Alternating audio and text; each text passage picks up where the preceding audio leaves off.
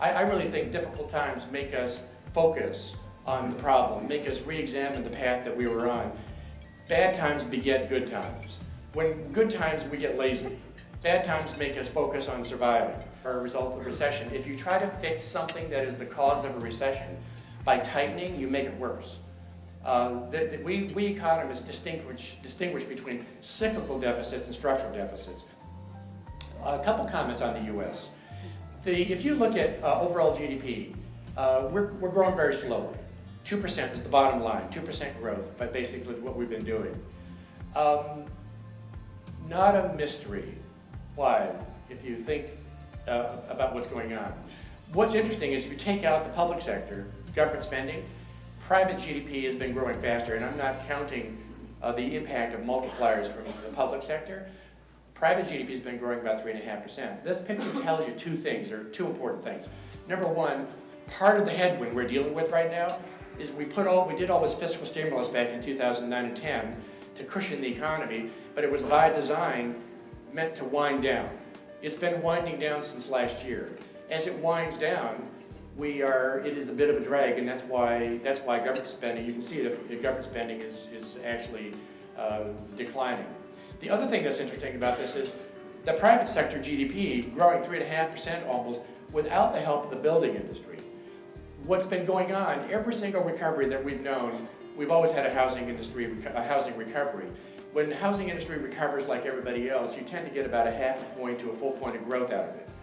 We have not been getting that until this year, finally, it's beginning to shift. It's going to blow up. Democrat or Republican, we're not going to like the answer. So to me, if we can get the debate focused on that issue rather than today's deficit, which will come down as the economy recovers, that is the issue. So, conclusion. When I tend to think as an economist, we all know that when you're watching the rhythm of the economy is much like watching the motion of the ocean. It's not about, you don't learn what's going on by watching the waves. To figure out whether the tide's coming in or out, you want to watch the sun and the moon. But where's the alignment of the sun and the moon? And I think when you think of the alignment of what's going on in the economy, all these things, monetary policy, fixing the problems, getting them behind us, new developments in the energy field, manufacturing lights are coming back on, lots of stuff going on.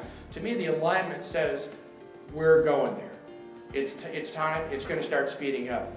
But importantly, I think also, when you're at the beach, if you like to build sandcastles with your kids like I did, what you learn is, unless you're in Lake Michigan, what you learn is if it's low tide and you build your sandcastle right there where the current reality is, you're going to get washed out if the tide is beginning to come back in.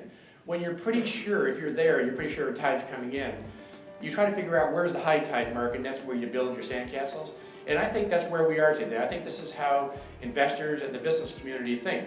We're pretty sure the tide's coming in, and so it's making us think about the future and where is it likely to go, where do I want to be. This is why equity markets recover when it starts to feel like you're bottoming. It's the reason why my business clients are starting to do things like investing in projects, thinking about hiring new people because you need new staff if you're going to be growing. I think we're all starting to think and starting to behave like the tide is coming in, even though we're still in early days. So I think this is where we are. I think next year is going to be a better year than this year, and we just really have to get over the fiscal cliff issue, which is right around the corner, and within a couple months we'll probably know the answer. And I think the answer is going to be we're going to extend a lot of things and avoid a major hit to the economy. Thank you.